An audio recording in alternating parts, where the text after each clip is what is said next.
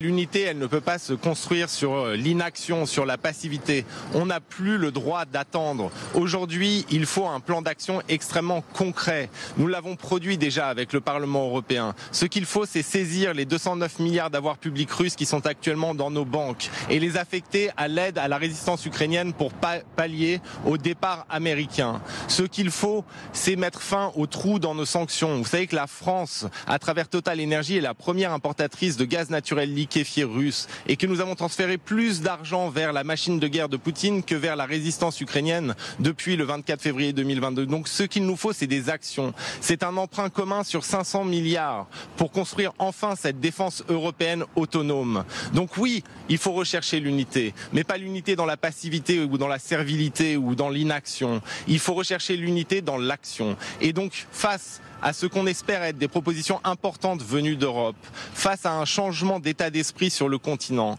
eh bien il faut que chaque responsable politique désormais dise ce qu'il pense et parle en fonction, soutienne un effort commun pour assurer la défense de nos nations. Parce qu'en fait, vous savez, le premier devoir, le devoir le plus sacré, au-delà des clivages partisans, le devoir le plus sacré d'un dirigeant politique, c'est d'assurer la sécurité des nations qu'il représente, de la nation qu'il représente. Et donc là, nous sommes dans un moment où jamais cette sécurité n'a été aussi menacée depuis que nous existons.